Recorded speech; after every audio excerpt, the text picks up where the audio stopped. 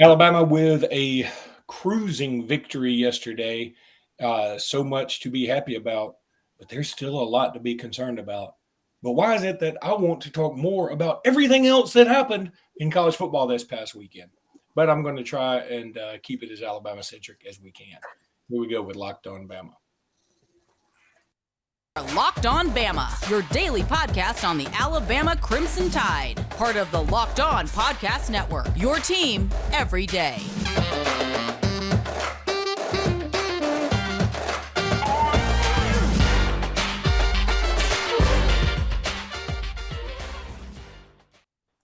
Hey, everybody, and welcome back into Locked On Bama. Luke Robinson, that's me. Jimmy Stein, that's him. Jimmy, how are you today? Yeah, good. A little tired. Sunday is a travel day for me, and it's a travel day, and it's a work day, and it's nothing like hosting a small child's birthday party, but it's up there. Which is exactly what I'm doing. My daughter's 6th birthday party is going on right now. It started at 2, and it is not quit. It's going to go on to the break of dawn, apparently. Well, they probably just now broke into the beer by now. All the adults have, and they've long been in it. That's part of the problem. I couldn't usher everybody out quick enough, and they're still all down there. I said, I got to go do this. Anywho, Alabama, big-time win, 63-7 over La-Monroe and Terry Bowden, who I'm not I think we found out what's eating Gilbert Grape, and it's Terry Bowden. Have you ever – if Terry Bowden came out of the tunnel first, I bet you some Alabama players were like, oh, my God, this Louisiana-Monroe team is huge. They must have a 5-star nose guard. How big is Terry Bowden? That was the story to me. I mean, that was the story. I sat in a friend of mine's box, and somebody was like, "Where's Terry Bowden?" And I was like, "There he is, right there. He should have an advertisement on the side of him, like call Alexander Shinara or whatever." He was a monster.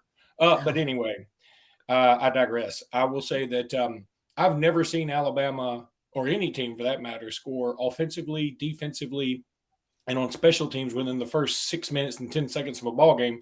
But that happened. And, frankly, Jimmy, one thing that's kind of weird about that may have been sure, you'd never want to turn that down. But I didn't really see us fix any of our problems that we've been discussing about. The timing between Bryce and the receivers still seemed to be an issue. The chemistry between them. I thought the offensive line looked pretty good, but man, the Louisiana-Monroe was so completely outmatched. I mean, outsized, except for coach, and out-athleted by everybody, literally. So yes, I am thrilled to death we get a 63-7 win. That's awesome. Good for us. Happy. But I just didn't – I left not feeling a lot better about things. Not that I felt bad. I just didn't feel better. I did, but I mean, we talked all week about how one of the difficult things is when you play someone you out-athlete, how hard it is to gauge whether you've improved. And a beat writer tried to ask Coach that question. And Coach, of course, and he had to do this, he had to brush that off, saying, how dare you insinuate that Louisiana-Monroe isn't a good football team? And that answer's coming. And that's what Coach is supposed to say. And so we're left to ponder. How much can you gauge improvement against a team that that you significantly out-athlete? And I liked what I saw. I mean, I think that we've really crossed a Rubicon as a fan base when we can't celebrate or clap a 63-7 win, particularly when we outgain them like 600 yards to 150. We have the greatest punt return night I've ever seen in my life as an Alabama fan. I know it's the greatest punt return night of the Saban era, but I can't imagine that there was a punt return night, better than that one. It was unbelievable. All of the guys, not just Kool-Aid, who was spectacular, but the other guys too. Things I wanted to see, I didn't see enough of it to feel awesome, but I saw enough of it to where I feel a little better. Like, for instance, the yard per carry numbers on every single running back was really good. Now, I realize a lot of that was in the second half when the game was sort of decided. I get that. But all we can go on is a yard per carry number. I mean, that's all there is when it comes to gauging your success in the ground game. And literally every single one of them, including even one of the walk-ons, had a good number in the yards per carry. So I wanted to establish a ground game. Not 100% sure that was awesome, but the yard per carry number was fantastic for every one of those guys. We rushed for almost 300 yards in the game. Secondly, I wanted to see big pass plays. That's the remaining disappointment to me. Is Luke's already mentioned it. There seems to be a lack of chemistry between the quarterbacks and the receivers. Only 5 catches in the entire game by the wide receiver room. That's alarming. And thirdly, I want to see the defense cause turnovers. They caused one, but it's hard to fault the defense when they give up, just 150 yards and one score, which was just a 55-yard drive. And keep this in mind, folks, Texas is a good team. I know some people don't like it when we say that, but it's a fact. I think Texas proved again that they're a good team this weekend. They beat maybe the best group of 5 team by 3 touchdowns. And we beat Louisiana-Monroe far worse than Texas did. Far worse. And Texas had Ewers then, not Hudson Card. And Texas had Ewers, and we beat Louisiana-Monroe way worse than Texas did in every category, offense, defense, and certainly special teams. So I'm pleased with where we are. And I'll have one final rant before the show is done about expectations. But I'm pleased with where we are. But I am going to be causing people extreme nerves as for the next 2 weeks, I sound the alarm about how difficult it's going to win in Fayetteville. Yep, I'm on mute. I'm not anymore.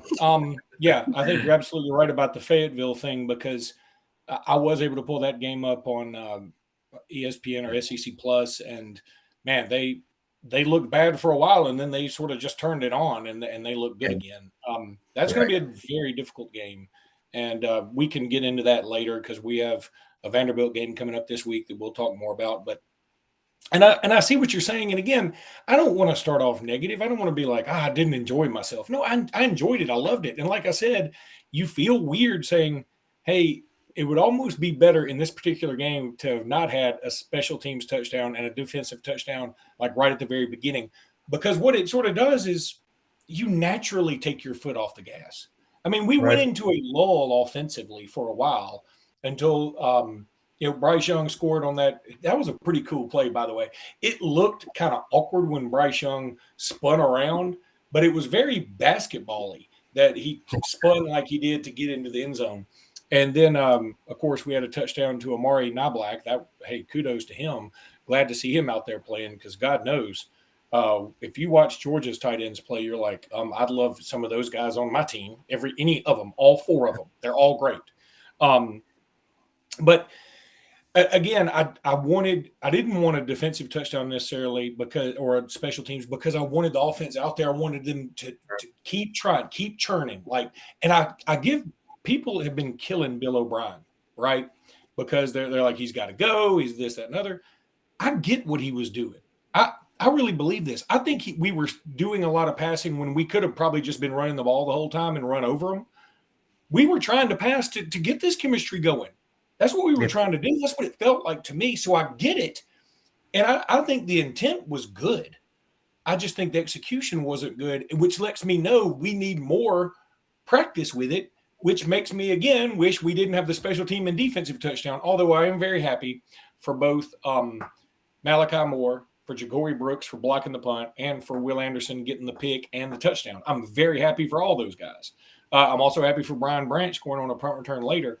And again, I know the punt return yardage is a nice thing. It is a record, all these other deals. But that goes back to we out-athleted them. That was a stumper for me. Look, I've been up a long time, guys.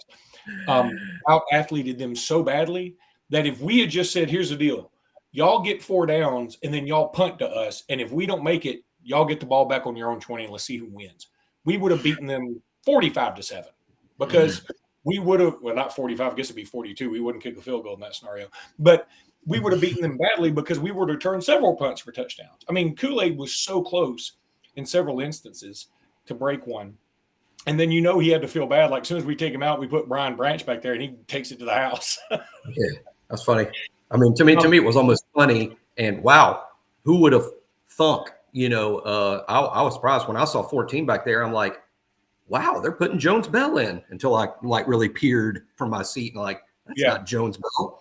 But I really assumed it was Jones Bell and not Branch when I saw 14 trot out there. But congratulations, Brian Branch, on hopefully he'll never return a punt again in his career at Alabama, so we can say he's 1 for 1 with a touchdown. But it is true. We so out-athlete Louisiana-Monroe that it's not close. It's not funny. But we out-athlete a lot of teams, and we've never hit that number in punt return. Louisiana-Monroe plays 3 or 4 contract games a year where they're paid to show up and lose, and I doubt they've ever given up 268 punt return yards before. I mean, it was an anomaly. It was something I've never seen, and I doubt we'll ever see again. But it gives me good hope in the sense that, yeah, that's because we out-athleted them. Well, we're going to out-athlete everyone we play, even Arkansas and even Tennessee, even though they're very good teams. We'll out-athlete everyone we play until we get to Georgia. But it made me feel like Coleman Hutzler. We also blocked a punt, by the way. Coleman Hutzler schemed up something nice this week. And again, it was a little easier to scheme them than it's going to be, against Arkansas. But congratulations to Coach Hutzler on his best performance at Alabama's special teams coach. And again, I'll save the rant for the end of the show. Want to tell everybody about BetOnline. It's your number one source for all your pro and college football betting needs and sports info this season. Find all the latest football league developments, game matchups, news, and podcasts, including this year's opening week games. BetOnline is also your continued source for all your sporting wagering information, including live betting, esports, and scores.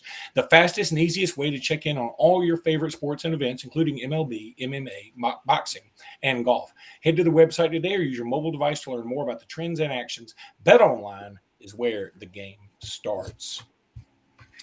Jimmy, I think it's fair to, in this particular case, and I haven't seen the replay yet. I did go to the game, and I'm anxious to get to the replay. But as I said, I got my 6-year-old daughter's birthday updated, and it has been an absolute event. So I've had very little time.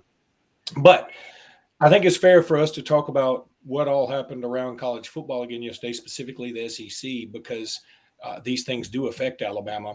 Quay Russell and James Smith were at Auburn to see that absolute debacle on the Plains. Man, I think I can't remember. I think I picked Auburn to win because of the juju there on the Plains. But my God, I mean, I didn't know it was this bad. I knew it was bad. Talent-wise, there is a discrepancy, but I thought, okay, Penn State's probably on about the same level. They're not on the same level. Penn State is above Auburn for definite sure. And, of course, it starts in the trenches, but they're definitely ahead of them at quarterback. I thought they were ahead of them at running back. I mean, everybody keeps talking about Tank and Jarquez, and they're both good running backs. But I would take Penn State's running backs. I mean, that Singleton dude is a dude. He is. And, I know Owen Papo had a fantastic hit, maybe one of the best hits you're going to see when it comes to hits that are allowed anymore. But other than that, that was about the only Auburn highlight. And I again, when the Harsen stuff hit the fan in, I guess it was it February maybe? I remember telling some Auburn friends it's over. And even a week or two later, they were like, "No, it looks like everything's kind of cooled down." I was like, "It's too late. This is over." And you can see how over it is. And the players can talk about buying back in, but that didn't look like a bunch of bought-in players yesterday. And, to have all those recruits there and to have the fans actually – you rarely – give Auburn fans this. They rarely boo their own team. They booed their own team. They all left her. That's outrageous. That's outrageous to me because it's not your fault. I'm not picking on them for that. We've done. I'm just saying it's not the Auburn's player. It's not like Auburn's players didn't try. They're just not good. They're not good. This is why I said all off season that I wanted to say they're 4-8, but I guess I'll go with 6-6 and 7-5 so I don't get hate mail because I'm the Bama homer that just hates Auburn. That was not it at all. Auburn is in horrific shape talent-wise. Horrific. Only Vanderbilt and Missouri have fewer good players than Auburn in this league. Only. And don't say, oh, well, South Carolina. No, I'll take South Carolina's 22 over Auburn's 22. And don't tell me about this weekend because Georgia's Godzilla and South Carolina played without 5 defensive starters. So they had no chance. Auburn doesn't have any talent or not as much as they need to. And their recruiting is worse than what their talent level is right now. I mean, in other words, what they're doing recruiting isn't adding to their talent level. It's going to even drag it down even further. And I was starting to read today from national guys and state guys and all this blame on Harsen. People are just never going to get it. They're never going to get it. He has no players. He has no support. The coup worked. I said all summer when they're saying the coup failed, I'm like, bull. What are we saying here now? Bull baloney or bull doo-doo? The coup did work because Harsen is dead man walking. He was never going to survive this season, and now he certainly won't. No, he certainly won't. And I'm with you on that. They could have had Steve Spurrier. They could have had Bill Belichick. When you have a line that on both sides that is just not great, and you're playing an offensive line and a defensive line that is pretty good, and not only that, Penn State has a senior experienced quarterback. And right. They had some really talented running backs. I mean, it just doesn't add up very well. Now, I think Auburn will beat Missouri this next weekend, but after that, probably all bets are off. All bets are off. Yeah, I don't know that they'll win another SEC game. I do believe they'll beat Missouri because they're playing at home. By the way, if this was at Missouri, I'd pick Missouri. Agreed. But it's at Auburn, and I'll pick Auburn to win that. And I think they'll have one more non-conference game. They'll win that. So that gets them, to 4 wins? But I don't see them winning an SEC game other than Missouri, and they'll fire Harsin. And the history books will say Harsin was in over his head. He probably was. It was probably never going to work. I'm not saying Harsin's great and Auburn's blind. I'm just saying he had no chance. He was given zero chance. He was given 1 season. The transition year is what he was given. Yep. And then it's no chance. He had no chance. Highly unfair. I will applaud for him when he is given his buyout money. I don't know that anyone's deserved it more than he will in terms of that big check he'll get. And Auburn fans can't wait to give it to him. And that's fine. And I'm sure they're going to, I'm sure. I mean, we'll see what happens with the new hire, but Harsin's taken way too much blame from Auburn fans, from media, both local, regional, and national. He's got no players. You cannot put Auburn jerseys on Jacksonville State's football team, lose games, and blame the coach. But that's exactly what's going on. Josh Pate said this today on Sirius XM Sunday morning, whatever it is. He said, if you had just put random jerseys on the 2, I would have thought Penn State was the SEC team and Auburn was the, lower end Big Ten team. He said, that's what I would have thought. But he said, we all got sort of sucked into the Auburn and their voodoo and whatever. And it's like my brother said, some Auburn fan apparently told him, one of TJ's problems is he hurt his non-throwing shoulder. And my brother said, that's a shame. He must have hurt both of them because I don't think either shoulder's throwing it real well. Yeah. And for the Auburn fans, it's like, go to the portal and get somebody.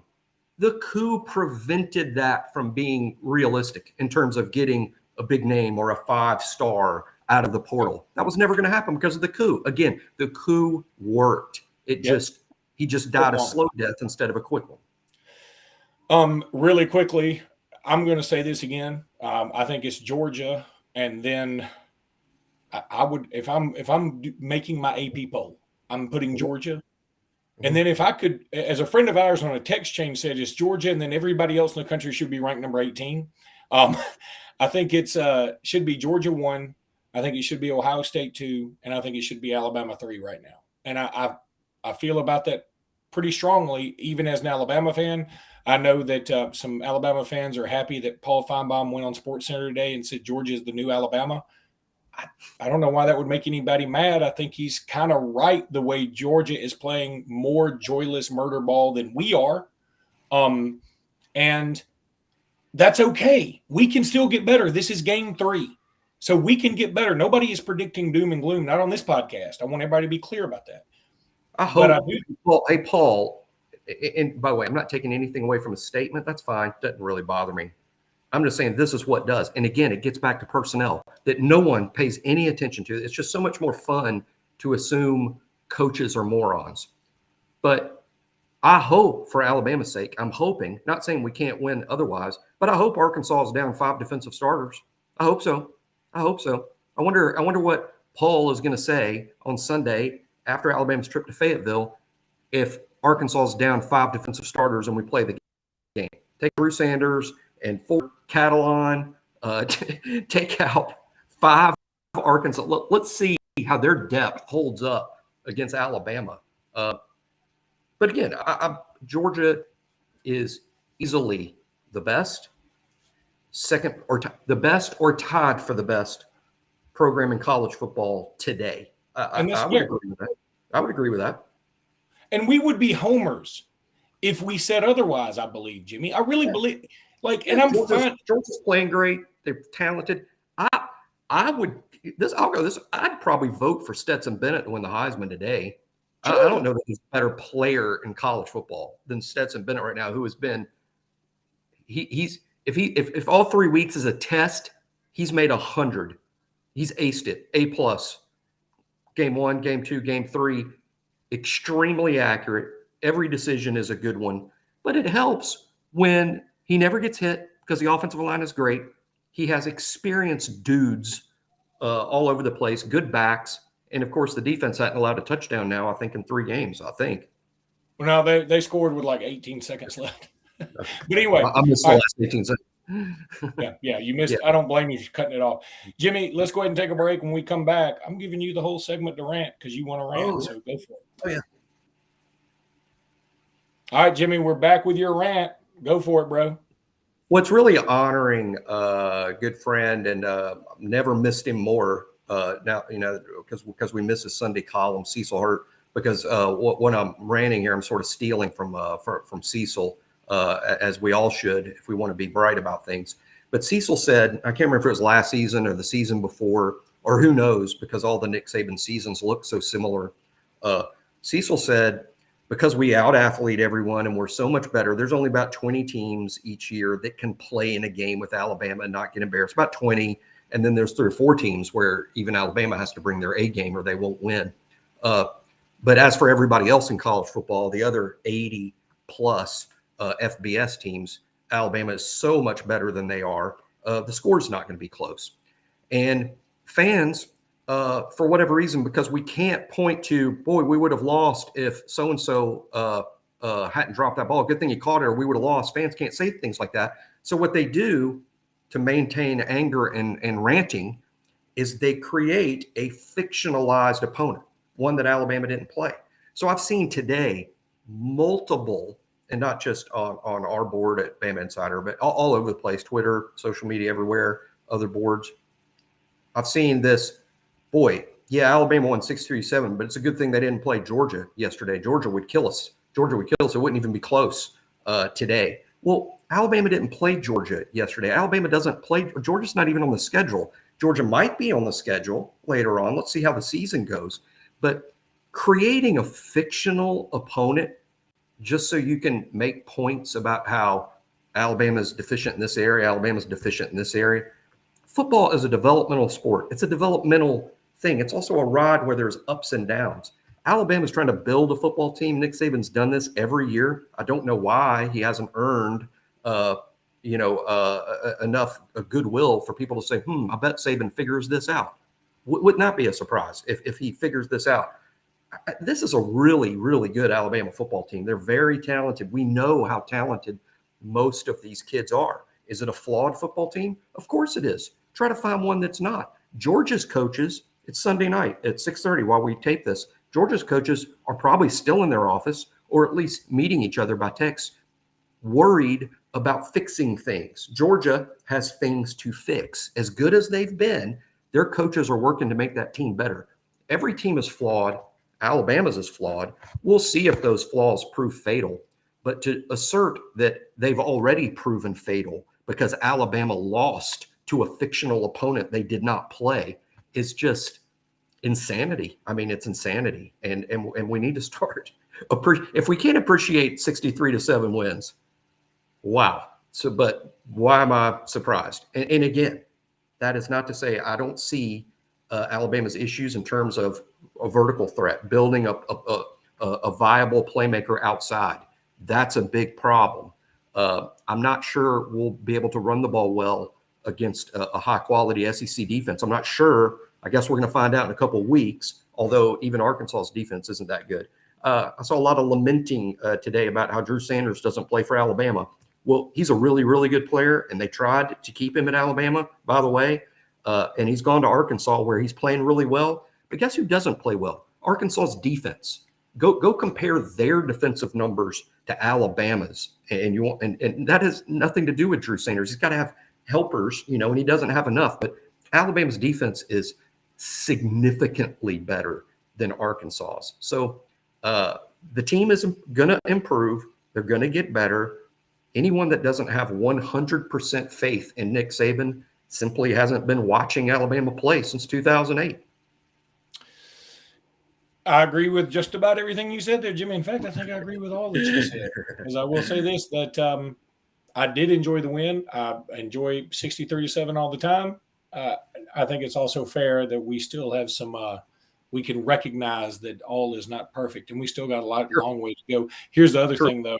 I'm excited about a 6:30 kick next week against Vandy. I'm excited about that. They switched quarterbacks?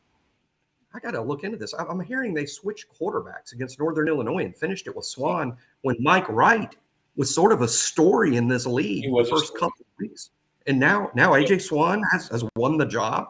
That's we got to look into this because, by the way, this is how significant it is. Wright is an athletic quarterback who runs RPOs and runs around. Swan's a just total drop back passer. So it's a significant thing as to which offense Vanderbilt's going to be running. We're going to want to know that. Yeah, I hope the coaches look into it. I really do. All right, buddy. That's going to do it for today. They'll call Vanderbilt's beat writer. Hey, did you watch the game? Who played quarterback? Our coaches are like looking in the Birmingham News for Montgomery Advertiser. Hey, all right, that's going to do it for today's podcast. Thank you guys so much for making us your first listen. We appreciate you guys a ton, and we'll be back tomorrow with more. We're going to talk about Jamarian Miller. Don't you worry about it. We're going to talk about Jalen Milroe. We're going to talk about all the good things that we saw for sure, and we'll do all that. Tyler Booker. Yeah, Tyler Booker. Definitely talk about him. We'll talk about all that when the rest of the week rolls around here on Locked On Bama. So roll Tide. Roll Tide.